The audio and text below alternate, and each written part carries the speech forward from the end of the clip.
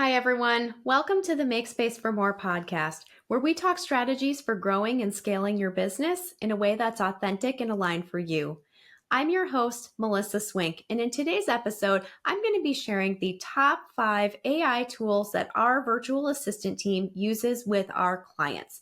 And the idea behind today's episode really came from conversations that I'm having with other CEOs, business owners, entrepreneurs when we're talking about, hey, what's working really well in our businesses right now? What are some of the things that we're looking to improve upon or tweak? Maybe some systems that we're implementing in terms of sales funnels or client journeys and things like that. And naturally, AI has become a part of that conversation because there's so many ways to leverage AI to make these things more efficient where we're not having to build these things completely from the ground up anymore.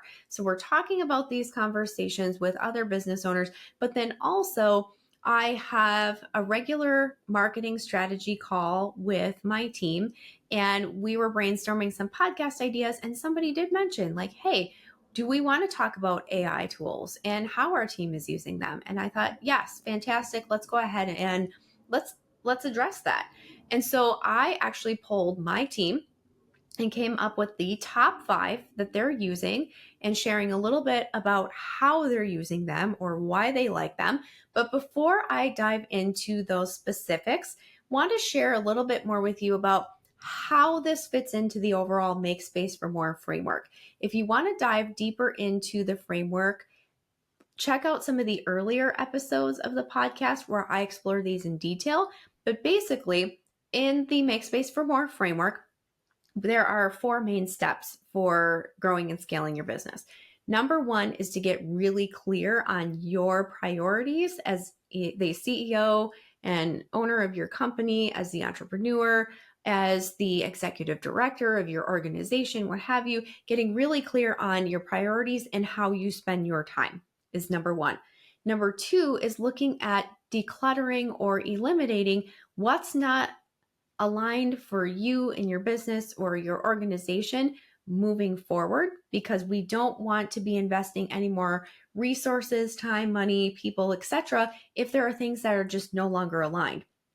And then the third step of the Make Space for More framework is systems, processes, workflows, automations. And that is where AI fits in, because we want to look at that as a next step before we look at step number 4, which is delegating and building a team.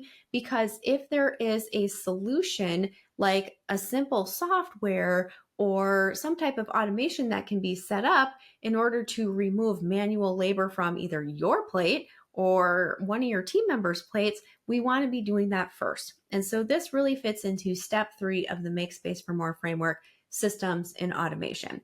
Now, before I share with you more details of the top 5 AI tools that we're using, just want to share a couple of, I guess we'll say, the fine print.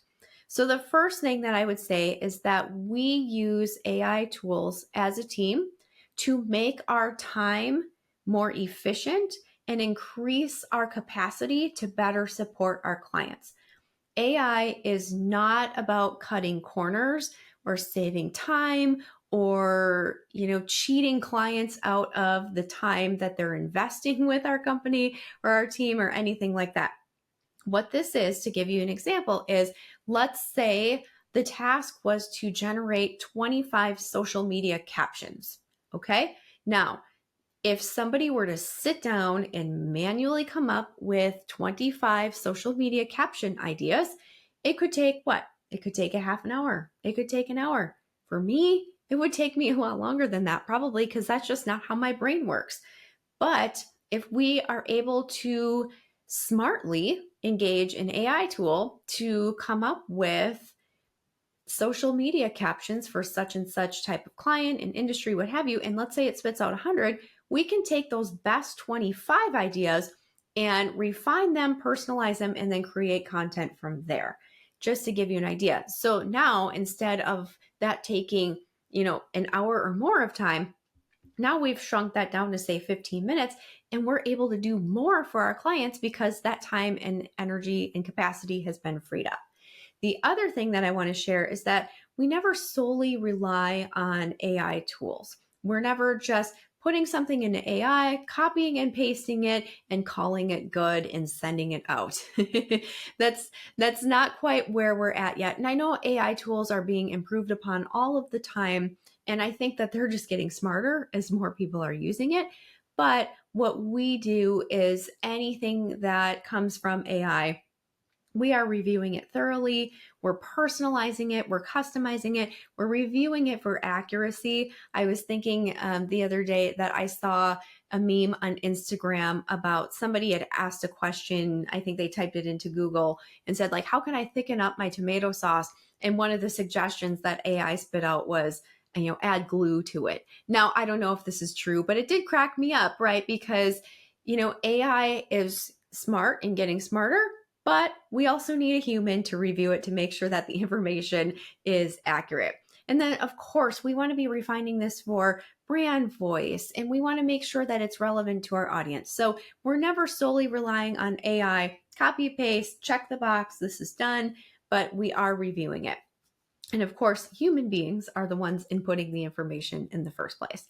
So all of that being said, I want to share the top 5 tools that our team is using with our clients, but then also I'll share a couple of AI tools that I myself am using that have been beneficial for me and the work that I'm doing. So number 1, and I always goof this one up. So it's Chat GPT 4.0. Particularly the paid version. Many of our team members said that they are using the paid version of this.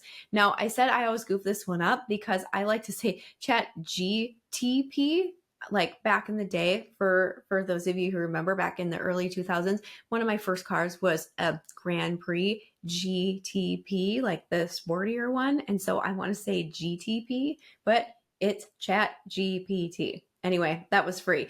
But the reason why our team members mention this as the number 1 thing is for how much that it can do. And they like the paid version because it handles more complex prompts and just has overall more capabilities. So some of the things that our team is using Chat GPT 4.0 for is research, creating graphics and images, assisting with writing letters or emails, things like that, taking transcripts and notes and creating more complete standard operating procedure documents out of those. Content creation, also list building. One of our team members had mentioned that she was working on an outreach project for a client and she was looking for some very specific companies to reach out to for that information, or to reach out to with this information. And she used Chat GPT to help build that list. So I thought that was really impressive as well. Again, saving from hours of going online and doing Google searching and combing through information. Sure, maybe the list needed to be edited down, but it was a great starting point and saved a lot of time. The second tool that our team is using is Grammarly. So of course, it helps with spelling and grammar. And when I first was thinking about this, I was like, I don't know that I need that. Like we use Google Workspace for our email system, and we certainly use Google Sheets and, Drive and Docs and all of that kind of stuff. So I'm like, it usually flags me if something isn't right. But what my team was explaining to me is that Grammarly can also take that one step above and just improve your overall writing tone. Like maybe there's a better way to say something. Maybe there's a more concise way to write that sentence. And it just helps with improving your writing overall. And it's not limited to just your email or things like that. You can have it on your desktop and they're just running simultaneously with documents you're creating or presentations, things like that. So that is why they love Grammarly. Number 3 for our top 5 AI tools that our team is using, I lumped these 2 together, Gemini and Jasper. Now, I separated these out from Chat GPT because these seem to be more marketing focused, and our team is using those for more targeted marketing campaigns. They're certainly using it for social media content, blog posts and things like that. I know that I did a brief training with my business coach on Jasper. I think it was last year. And it was really impressive on how it can really understand your brand voice and your writing voice, and just can continue to refine and tweak and improve upon those blog posts and that information that's coming out. So just wanted to mention that as well. Okay, the fourth tool that our team mentioned, Perplexity, which is more of an answer engine. So when I did a little bit more digging into this, really the team had said it's great for giving step-by-step instructions, just very how-to, number one, number two, number three. They also said it's great for checking web developer code. Now that is not an area that I play in. Please don't ask me any more of that. Or if you do have a question about that, send it in. I can forward it to the team member who uses this for this. But I could see the value in, double checking these things when we're making website updates and things like that. So that is one way that we are using Perplexity. Okay, last but certainly not least of the top 5 AI tools that our team is using. Again, I lumped these two together similarly to what I did with Gemini and Jasper, is Microsoft Image and Canva AI. They're using these tools to generate, create, edit images and graphics. So I know that I've been a fan of Canva for a very, very long time.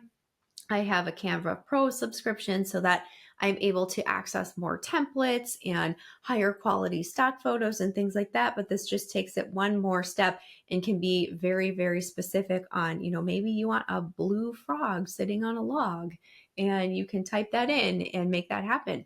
I think my daughter loves to spend time playing around in my Canva, and she'll use Canva AI to say things like, draw a green tiger or something like that. And she enjoys doing that just for fun. But anyway, creating graphics, another great way to use AI in, your marketing and just improving upon the content, the visual content that you're creating.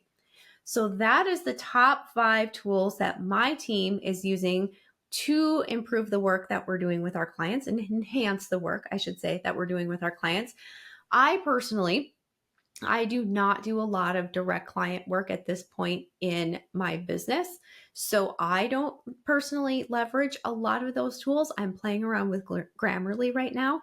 But when I was thinking about what AI tools am I personally using in my life, and the top 2 that came to mind, Riverside. This is what I use to record my podcast on, but I really love this because it has AI generated show notes.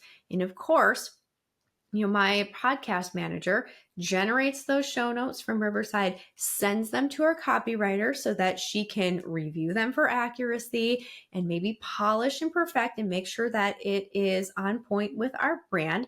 But it's a starting point. We don't have to send in a transcript or an audio file to be transcribed, to have the copywriter go in and generate show notes based on that summary of the transcript. It saves a lot of time and energy from our team to create these show notes for you guys. So it also helps with creating video clips for social media. So we're able to kind of pull little snippets out of these episodes and share them on our social media pages. So we have valuable information going out to those different platforms as well. So that is Riverside.